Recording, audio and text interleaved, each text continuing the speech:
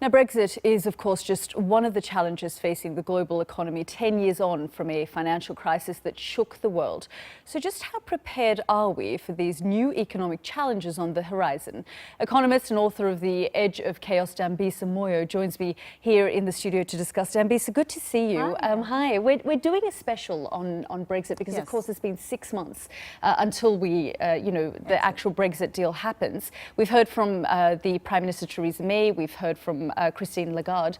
What's your assessment of Brexit? So I'm obviously very much focused on markets, financial markets, and the global economy. That's my area of expertise. And there are really two things that people who in my field focus on. We focus on timing, and we focus on what exactly the regulations are going to look to change. And we don't have any, we still have a lot of ambiguity and don't have much clarity on either of these things. I mean, of course, you're talking about the 6 months.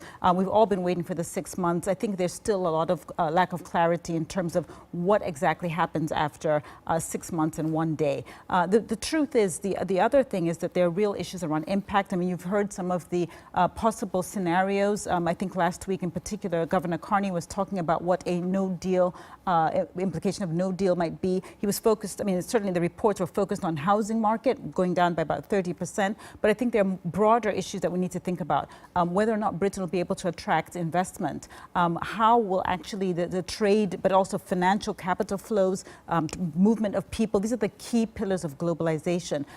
What will happen in this new era, and it's still unclear to me and to many other people. Lots of uncertainty. I mean, last week marked 10 years since the financial crisis.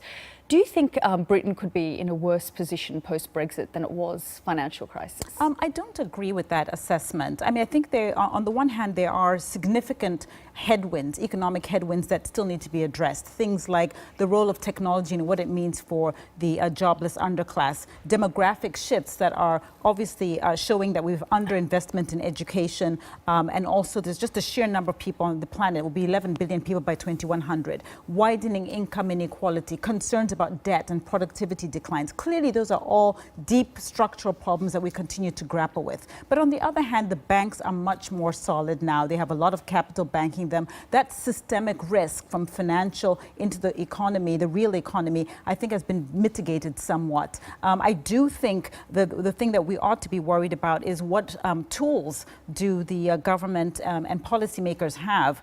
Clearly, monetary policy has been used very aggressively. We know we still, in many places, are at historic low rates. And obviously, there are issues around the fiscal policy. So we need to figure out whether or not governments will have any tools in their armory if we do end up in a very aggressive situation. But I am pretty sanguine. I think it would be a quick recession when we have it. I do think we are going to have something by 2020. But I'm a little bit more sanguine than other people in terms of whether it could spread and whether we'd see the contagion that we've seen in crises gone past. Let's talk about trade wars, because the truth is no one wins in a trade war. And we are heading in that direction. Yes. So the history is very well established. I mean, you'd be hard-pressed to find a historian or economist who would say, for example, the Smoot-Hawley tariffs that were imposed in the 1930s after the crash of 1929 in the United States, which actually were imposed on about over 3,500 goods in the United States. Everybody agrees pretty much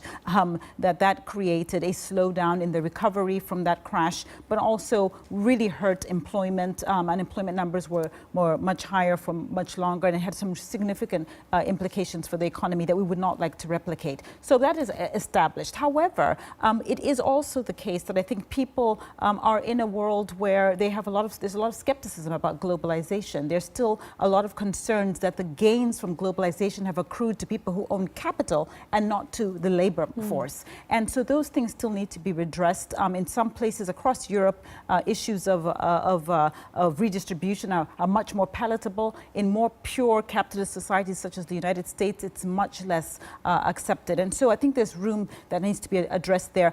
But in the short term, traditional sort of trade protectionist type of policies are very appealing because they tend to pander to this idea that we can assuage any angst or issues in the short term, but still means that we have a lot of long-term issues that need to be addressed that protectionism cannot do.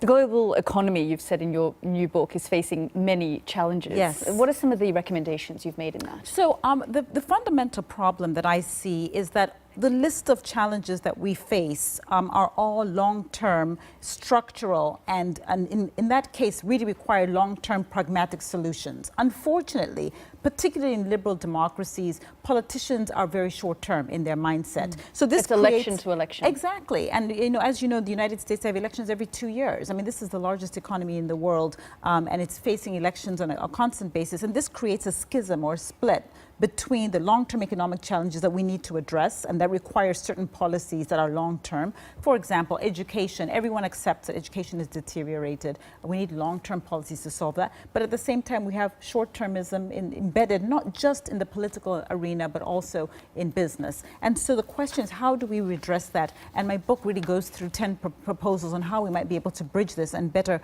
get public policy to match long-term economic challenges. Edge of Chaos. Dambisa, thanks so much for joining us. Pleasure to be here.